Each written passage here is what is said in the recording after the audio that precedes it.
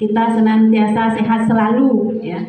Ya, itu sehat yang paling mahal. Ya, tidak bisa kita nilai dengan uang, ya. Kalau sehat, hati senang itu yang buat kita apa? Kekuatan, ya, kekuatan. Kalau banyak uang, kalau sakit enggak jadi. Susah juga ya Pak. Mau makan enak pun tidak bisa kalau tidak sehat. Ya, alhamdulillah, puji Tuhan. Ya, baik Bapak Ibu, dalam hal ini saya mungkin tidak berpanjang lebar. Saya mewakili dari Bapak TA Kabupaten, TA Pemberdayaan Masyarakat. Saya statusnya pendamping desa untuk di kecamatan, ya. Mewakili Ibu Wida juga. Ibu Wida hari ini izin lagi check up, ya, semoga beliau sehat kembali, ya. Ya. Korcam. Iya, mewakili Korcam juga. Ada di kecamatan kami ada yang namanya koordinator kecamatan untuk pendamping desa. Kalau saya dengan Bu Wida sama setara. Ya. Baik Bapak Ibu, terkait Musrembang, kita ini perencanaan pembangunan, ya. Di desa itu ada dokumen perencanaan itu ada 2 macam. Ada yang namanya RPJM Des dan juga ada RKP Des. Udah tidak asing ya Bapak Ibu? Ya. Kalau RPJM berapa tahun Bapak Ibu? 6 tahun. Kalau RKP 1 tahun, ya, setiap 1 tahun, ya. Alhamdulillah berarti sudah paham, ya. Di sini tidak maksud saya menggurui, ya, tidak maksud Bapak Ibu, mohon maaf sebelumnya. Cuman kita berbagi, ya, berbagi. Saya juga sama-sama belajar terkait pembangunan ini. Kita harus mengikuti regulasi. Regulasi atau peraturan pemerintah itu dia berdinamika, sering berubah gitu, mengikuti perkembangan zaman.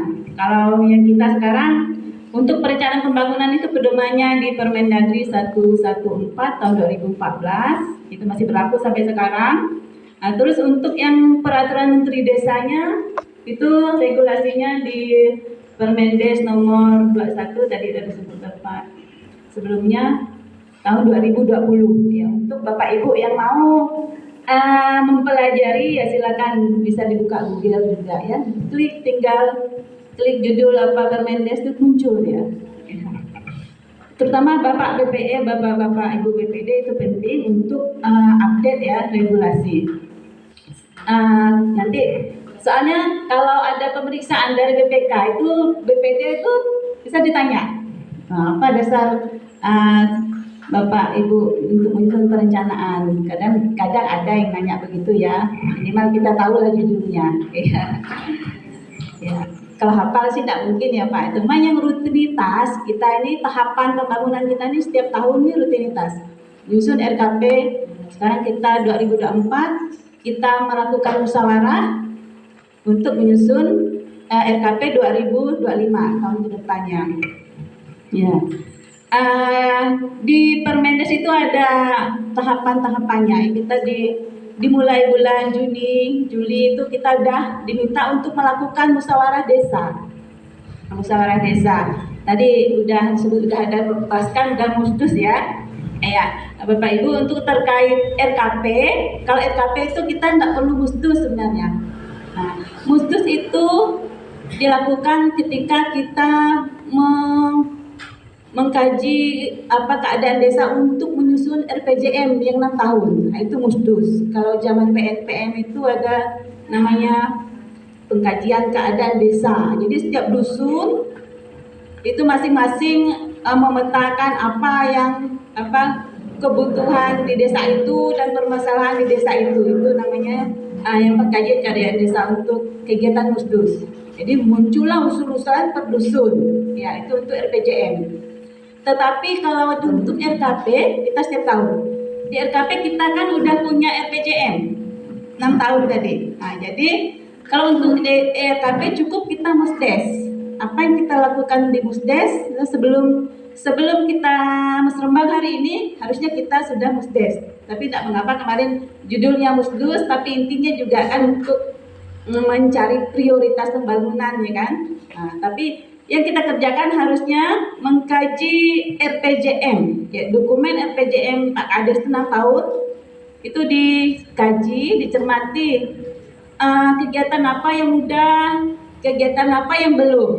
Nah, terus juga kita sinkronkan dengan RKP yang kemarin. RKP kita tahun lalu kan ada tuh rencana, dokumen rencana kita tahun lalu. Kita lihat juga kegiatan yang belum mana, yang udah kita checklist. Kalau yang belum disepakati kembali di Musdes tadi, ya Bapak Ibu, terutama Pak Kadus penting bisa yang hadir, yang harus hadir di Musdes. Jadi dicermati kegiatan yang belum tadi disepakati, apakah ini memang tetap prioritas di tahun ke depan, ya sepakati lagi.